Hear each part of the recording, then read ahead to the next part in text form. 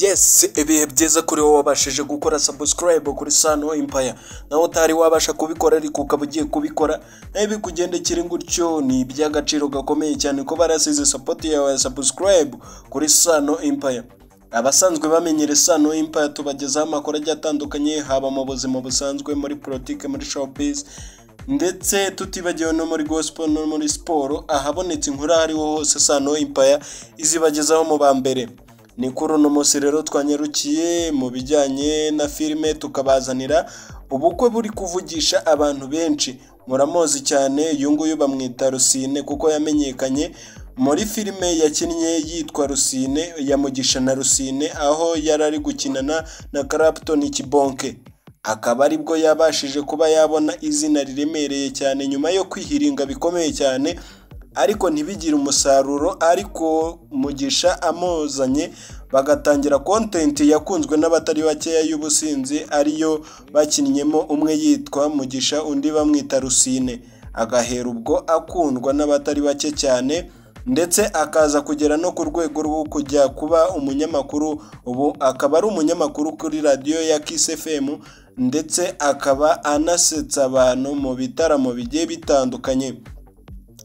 Ibyo ngibyo ntabwo ari byo tugiye kuba twagarukaho, ahubwo icyo tugiye kuba twagarukaho ni nyuma y'uko rwose uyu musore, kuko ubungubu asigaye ari umugabo, kuko yamaze kurahirira imbere y'amategeko ya Repubulika y'u Rwanda y'uko rwose ubu abaye umugabo w'umugore.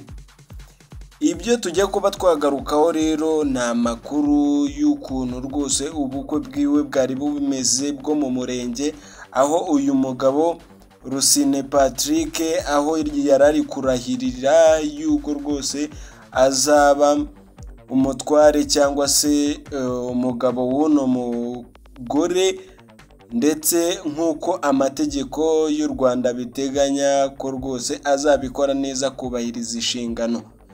Rero mu kurahira nibwo hagiye habonekamo utuntu n'utundi tugiye dutandukanye abantu benshi bakomeje kugenda bagarukaho, aho uyu Rusine yaje gufatwa n'ikiniga cy'amarira, akarira abantu benshi bikabatungura ariko bikabakora ku mutima, bitewe n'uko uyu musore, uyu mugabo, kuko ntago yari yarahirira imbere y'Imana, ariko uko byagenda uko ariko kose n'ubundi niho bishya bishyira.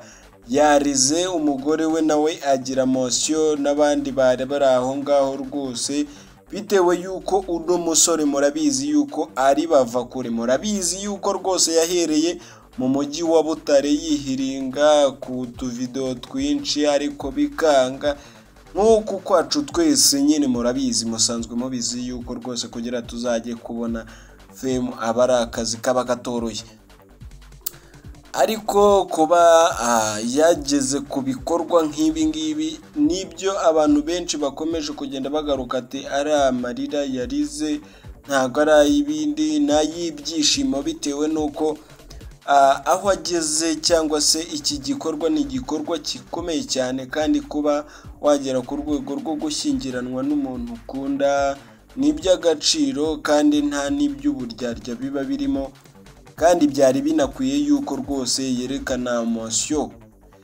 Bisobanuye yuko rwose abantu bakomeje kugenda bavuga ati burya uyu Rusine ashobora kuba ari romantique ukuntu, bitewe n'uko rwose kugaragaza amarangamutima imbere y'abantu, kuko ntago wavuga yuko rwose Rusine ari ibindi byabimuteye, kuko kuvugira imbere y'abantu benshi abimenyereye nk'uko padiri asoma misa cyangwa se pasiteri abwiriza, kuko ni ibintu asanzwemo.